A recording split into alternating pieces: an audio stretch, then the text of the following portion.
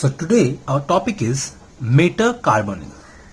So as you can see, it is written in here that the metal carbonyls are unique type of complexes due to the presence of CO ligands. So metal carbonyl are the complexes those have carbonyl as a ligand, right, along with the metal. So they are unique because of the CO ligand. So the CO ligands have some importance, have some type of special characteristics. These metal carbonyl bonds have both sigma and pi character.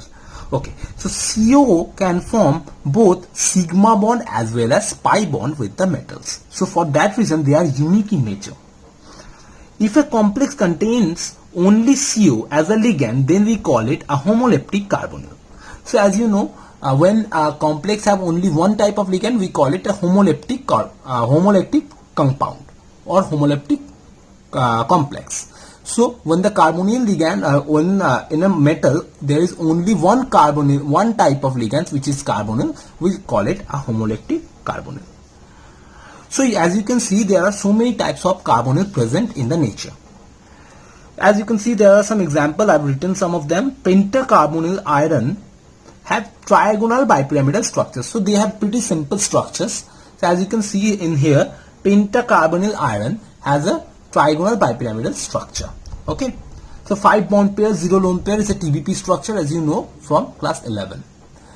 Apart from that, tetracarbonyl nickel has a tetrahedral structure. This is the similar thing. Tetracarbonyl means 4 carbonyls. 4 carbonyl means 4 bond pair, 0 lone pair. So this is going to be a tetrahedral structure. As simple as that. Apart from this type of elements, there are some certain type of elements which contains metal-metal bonds as well. So what am I talking about is this compound. So as you can see, this is a metal carbonyl compound where we can see a Mn bond is in here.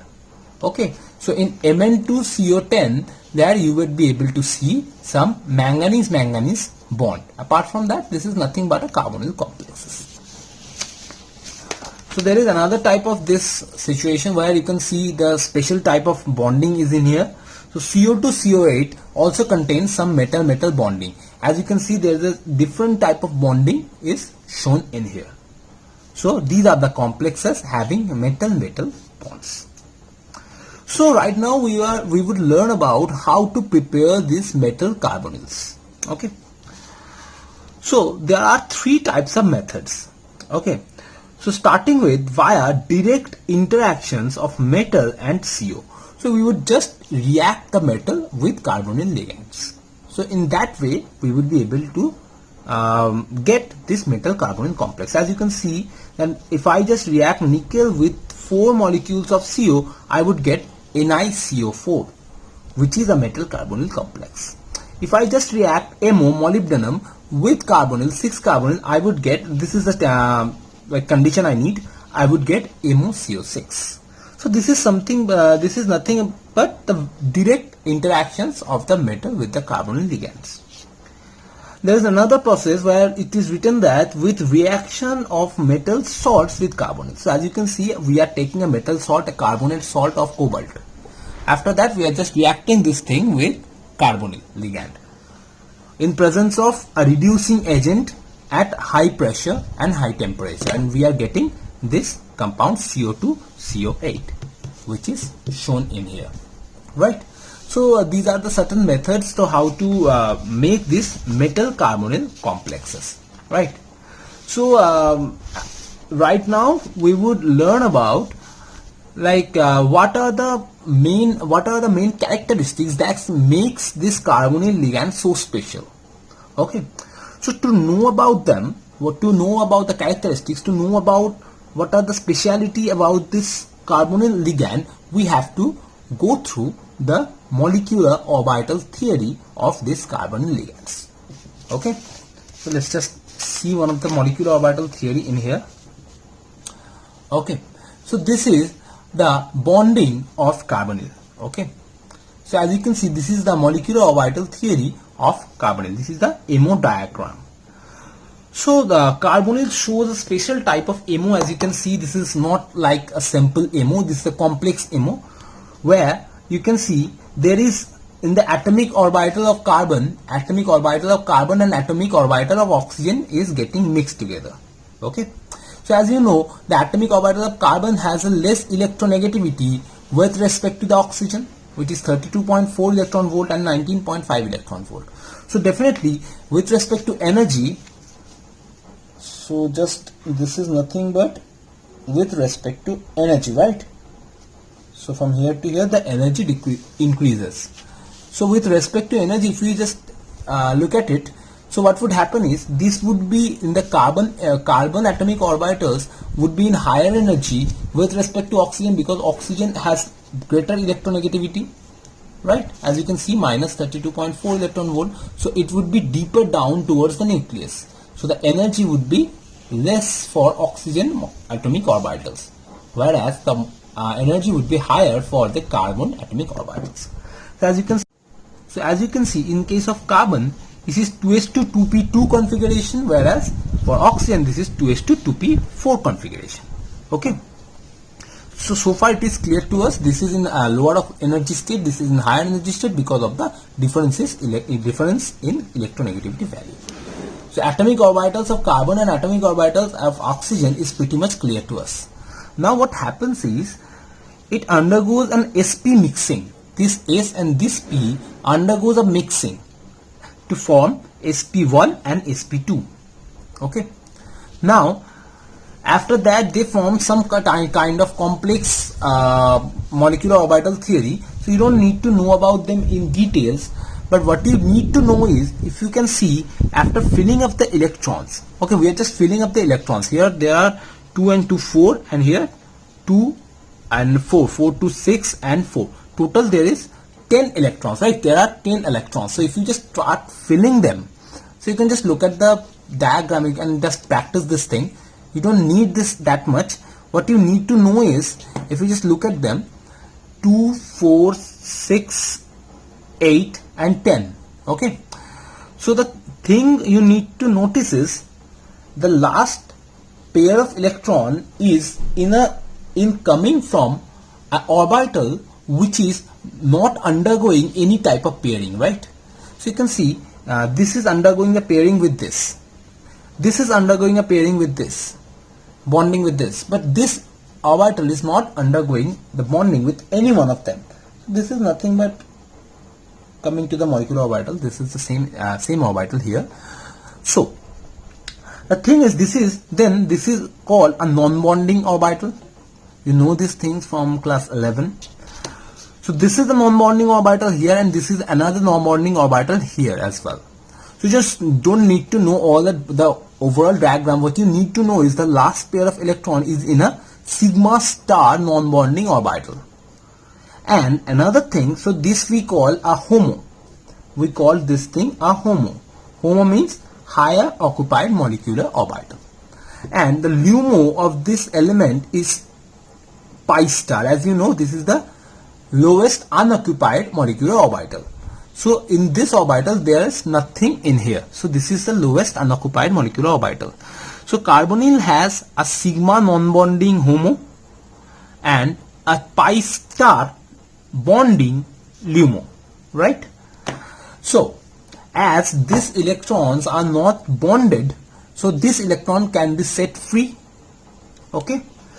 Now as you can see, this electron is nothing but the electron, the lone pair in carbon. As you can see, this is the non-bonding orbital of carbon. This is coming from the atomic orbital of carbon, right? The sp mixed state of carbon, and this is the non-bonding part of carbon only. So you can see the lone pair is in the head of carbon. So this is the lone pair that is being given to the metal during the formation of sigma bond. Okay. And when you are trying to make a pi bond, what happens is this metal gives up some amount of electron to this carbon in the LUMO, in the pi star LUMO. So there is so many things I have talked about. So I think I just think that you are a bit of confused, right? So for that reason, it would make you very much clear this concept. would like whatever is written here is would make you very much clear about this concept. So as you can see, it is written that CO is a sigma donor and pi acceptor ligand. So it donates the electron to make a sigma bond, and it accepts the electron from the metal to make a pi bond. So we call it a sigma donor and pi acceptor ligand. While donating the electrons, it donates from the HOMO. HOMO means the non-bonding sigma, right? It donates from the HOMO and forms a C2M, as you can see, C2M bond, right? So this is the sigma bond. So how it is making the sigma bond? By donating the electrons from the HOMO. After that, what happens is the vacant LUMO pi star, so this is the vacant LUMO in here, pi star then takes up the electrons from the metal. Now as the metal has an increased amount of electron density, it would give up some amount of electron to the carbonyl ligand, to the LUMO of the carbonyl ligand. So the electrons from the metal d orbitals, so that would be given to the pi star LUMO. This is also known as back bonding. As you know, bonding is always a thing where ligand is giving up the electrons to the metal. But in this case, in the pi bonding case, metal is giving up the electrons to the carbonyl LUMO. So this is called back bonding. This exchange of electron in between the metal and the ligand is also known as synergistic effect. So synergistic, this is also known as synergistic effect. As you can see, the carbon is giving electron to the metal and metal is returning the electron to the carbon. So this interconversion of the exchange of electrons is also known as the synergistic effect. Okay, I think we are clear so far. Now I would just show you how this sigma and pi bond is getting formed. So as you can see, the metal has some vacant orbitals.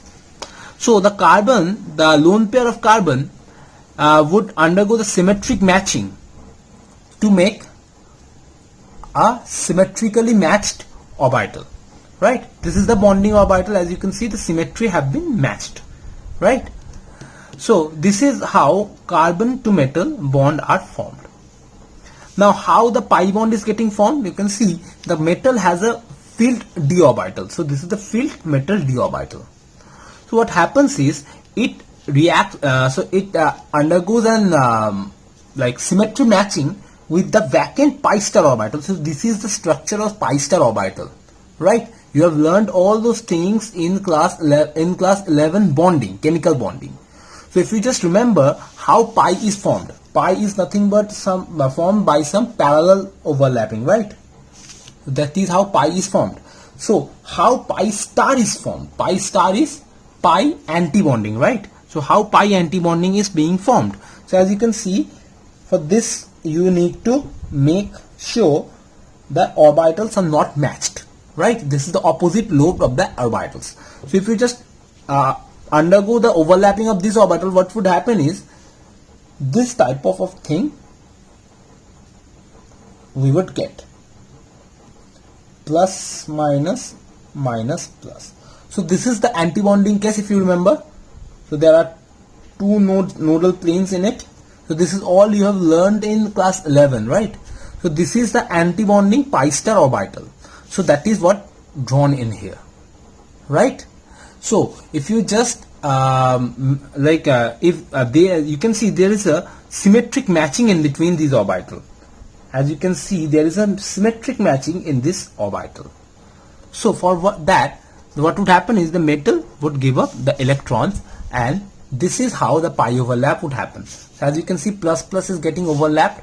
So this is a thing, and the minus minus is getting overlapped to make this type of bonding. So as you can see how pi overlapped are formed when you have a symmetric matching. So as you can see, this is a symmetric matching system, right? So what would happen is plus plus minus minus. So pi overlap, in case of pi overlap, if you remember, the diagram was like this in chemical bonding, right? So this is how we drawn it. So this is the pi bonding situation, this is the pi anti-bonding situation. So this is pi and this is pi star, right? So here it is anti-bonding situation, here it is bonding situation with only one nodal plane. Right, if you remember, then you have read it in class 11 in the chemical bonding. So this is a similar situation being formed in here. So thus we would conclude about the carbonyl system. So how you so now you know that carbonyl is a sigma donor and a pi acceptor ligand. So it donates the sigma from the sigma non-bonding orbital and accepts the electron to the pi star LUMO. So for that reason, carbonyl can form a double bond with the metal. We call it a synergistic effect. So that's what we have learned today, and for that reason, carbonyl is very much special when it forms a ligand. So as you know, for this reason only, so as it can form the pi bond with the metal, for this reason only, carbonyl is nothing but a strong field ligand, right? So that's all for today. Stay tuned for the next videos. We would learn about the preparations of the different type of coordination compounds. Okay.